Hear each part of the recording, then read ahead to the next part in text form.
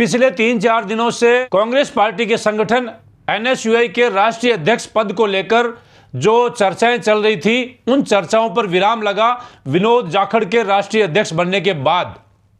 लेकिन चर्चा उसके बाद नई शुरू हो गई है कि विनोद जाखड़ को यह पद कैसे मिला।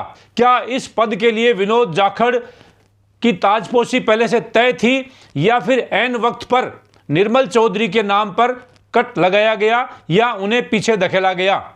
क्योंकि निर्मल चौधरी इस पद को लेकर काफ़ी आशान्वित थे और काफ़ी उत्साह में नजर आ रहे थे कि वो एनएसयूआई के राष्ट्रीय अध्यक्ष बनने जा रहे हैं। दोनों ही नेताओं ने एनएसयूआई से बगावत करके चुनाव लड़ा था।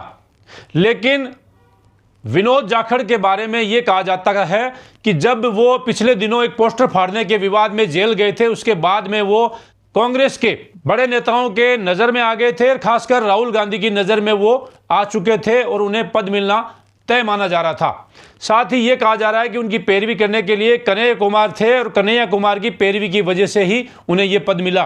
दूसरा, उनका दलित होना उनके फेवर में गया, क्योंकि पहली बार राजस्थान से एनएसयूआई का अध्यक्ष बनाया गया है और वो भी एक दलित वर्ग से, जो कि एक अच्छा मैसेज देने के लिए कांग्रेस पार्टी ने यह फैसला किया है। लेकिन एक नई बहस छिड़ गई है। कुछ लोग ये कहते हैं कि निर्मल चौधरी का जो रील का अंदाज है, जो बार बार वो रील बनाते हैं, वही अंदाज उन्हें उनकी राह में रोड़ा बनकर आ गया और उनको राष्ट्रीय अध्यक्ष बनने से रोकने में ये प्रमुख कारण माना जा रहा है।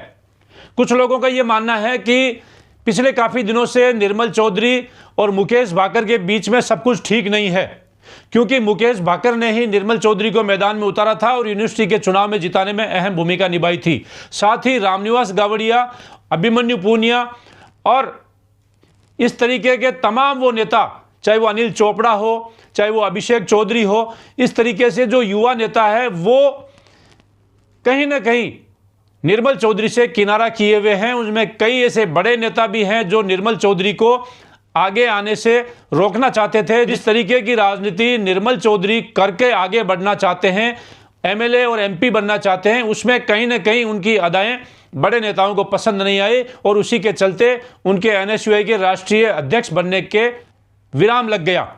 और विनोद जाखड़ ने साबित कर दिया कि अगर लगन और मेहनत शांतिपूर्वक तरीके से की जाए और समर्पित तरीके से की जाए तो निश्चित तौर पर कामयाबी मिलना तय है। अब विनोद जाखड़ को तय करना है राजस्थान में एनएसयूआई का अध्यक्ष कौन बनेगा।